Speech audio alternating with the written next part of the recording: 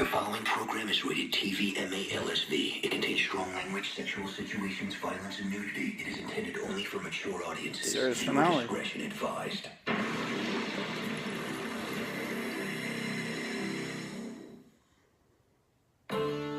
Previously on Sons of Anarchy.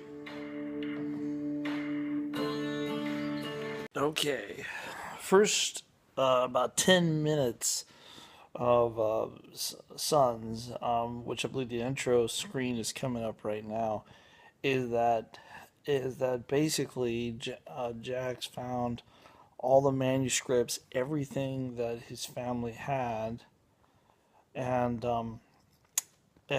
he burned it all from what happened here. So he also went and spent some time with his family and with Wendy, but also more importantly, he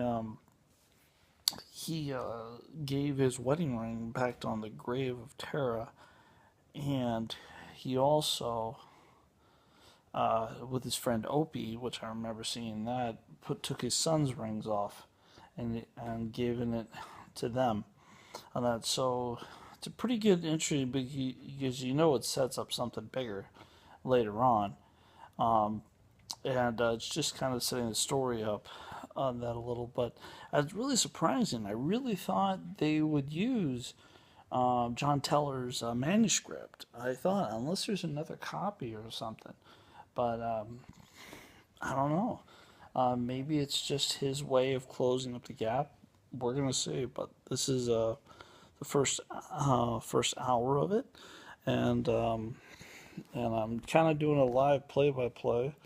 Sorry about that. And let me get better see. There we go. And this is actually the first time in kind of my spacious living room. So anyway, we're just going to see what else happens from here on out and go with the next scenes. Probably nothing really important unless backstory in the next hour, but if something comes up, we'll definitely see. That's about it. Bye. One other thing, Jax threw away his bloody shoes in the trash. That's probably important. Come back later. Back here, got another commercial break going. We had a big old motorcycle car chase. I think it's interesting. They're chasing, I believe it's Connor, but it also looks like the guy Jax killed earlier in the season. But he escaped on that, unfortunately. So we'll see how that. What's funny about it is they went through a warehouse full of like dolls and stuff, and the music was pretty good, which is kind of a throwback to "I Keep Falling in Love with You" by E40. So it's just something. It's a very, very, very interesting show, but nothing really has happened much. Anyway, we'll catch up and see what goes on. Bye. Well, it's me again. Another major backstab. Turns out the guys that were trying to tell the Sam Crow to get Connor backstabbed them. I almost saw it kind of coming, but I wasn't 100% sure with the chase with Connor. But they now made arrangements that Connor will distribute to the Mayans, but they ended up killing one of the Irish kings. Now here's the thing. Connor reminded Jax that you killed an Irish king. There's no going back from that. And he said, and he made this comment that's saying, my old man tried to solve that 20 years ago. It's better than late than never. So I think this adds into the thing that Jax is going to go away or bite the dust. I don't know. We'll see how this film comes out. This is still early on, so this is not kind of doing a live thing. But we'll just kind of see how it plays out. That's the important stuff. They tracked him down. They got the guns. They got everything kind of ordered. Plus, there's this mysterious conversation where Jax told Chibs that this is the price of leadership, and he has to do something when the time is right. So it probably alludes where Chibs has to maybe take leadership or kill Jax. I don't know. We'll see. I've heard about this kind of stuff before, but we'll see how it plays out. Anyway, we'll come back later. Bye. This is who I am. I can't change.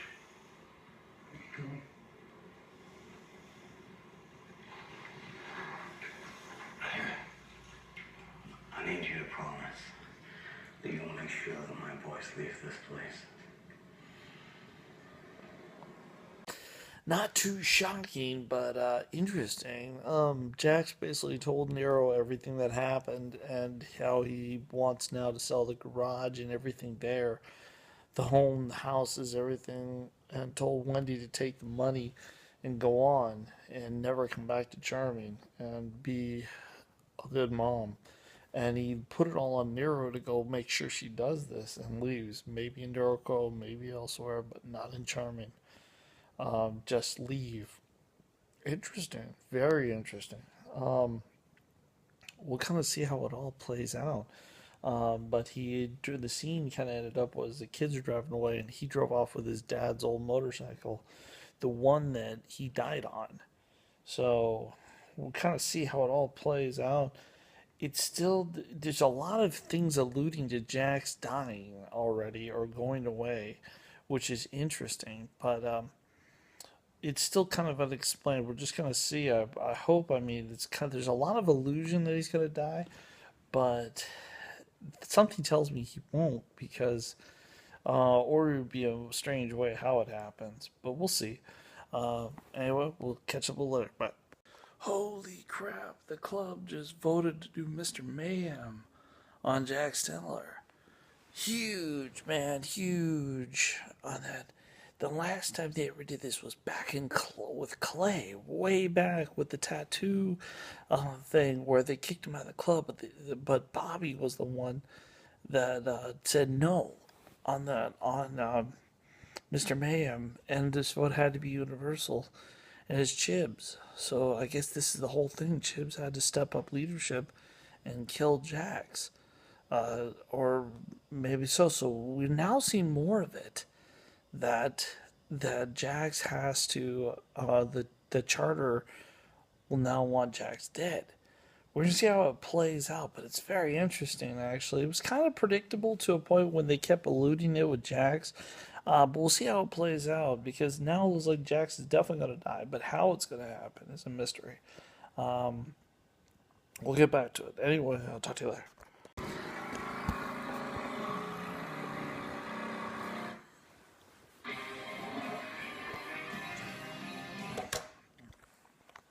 Okay, here's the deal. They were going to kill Jax, but they didn't. They shot one of the guys, and they're going to lie to them. One of the charters said you got away, and Jax is now on the run. But now they've put out an APB out on him, on that because they linked up Unser's and Gemma's murder to him because he confessed it. Not really confessed it, just said where they were, and then they're found dead. So we're going to see how really this all plays out. And I see a commercial for the new Indian. All right. That's kind of cool. They brought back the Indian, which is really neat. The Indian's a cool motorcycle. So anyway, we're just going to see how this plays out. It's kind of interesting, but the way they ended the scene was the same road, 580, where earlier in the season we saw where supposedly John Taylor crashed.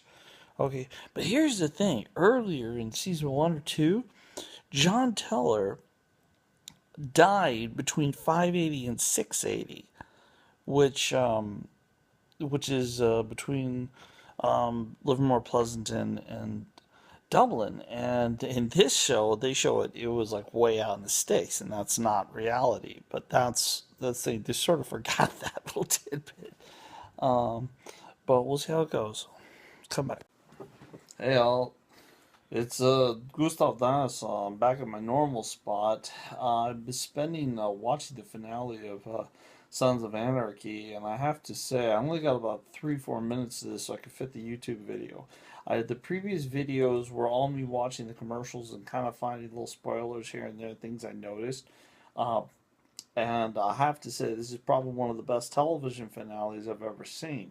Wouldn't say it was the best, but it made you understand. What I really liked about it a lot was it linked up the Shield and Sons of Anarchy into the same world with Vic Mackey as the Turk, which in the if I understood Kurt Sutter's opinions in the afterword, they said that was Vic Mackey. He didn't directly say it, but he really implied that was his character, and this was the only way we could do this is at the very end. And how Vic Mackey ended up being a truck driver for someone on that. There were also some other things, how like the Scott and the sheriff girl broke up. It was in a way it was very Shakespearean. I said it in the very beginning. It's like watching Shakespeare on Motors Harleys, and it ended the same way. It was Shakespeare's on Harleys, where Jax, for the greater good, sacrificed himself for his family, for his club, for everyone, because he knew with all the rampant murders he was doing, because before there he did several murders. He committed like just all. He basically tied up all of his loose ends, and he focused all the hate on him. And then what he did is he drove off, and then the club could then to explain to everyone, we killed Jax. Jax went on mayhem. He went on mayhem and just killed everyone. He was out of harm. So in fact, Jax did the best thing he could have done, is that he protected his friends and family. He got them away. He signed over the documents, gave everything to Wendy, and told her sell it and get out of here. But what I think is most important about this whole series is that Kurt Sutter hinted at what he was doing next, and which I think we're going to see as a return to the Shield, or some variant of it, because I don't think they're going to leave this world alone, because now there's some open-ended questions, such as what happened to the Sons after Jax did this, what happened, which may lead to their dismantlement. Because to be honest, we went from the original crew of Clay, Juice when he was a badass, Chibs and all that, down to Chibs being the president and Tiggs being vice president, and it was just different fish. It was a different time, and it wasn't. It needed to wrap up where, and this title speaks for itself. And what was really cool at the end of it, they mentioned a Shakespearean quote that said, I don't remember the whole quote, but it sums up the whole series, is that I'll do all this, but I do love. And I thought it was great. And I think for anyone that's dealing with the death of a parent or a father, they could relate to this show the most. But anyway, great ending, guys. Thank you very much. This is Dinosaur.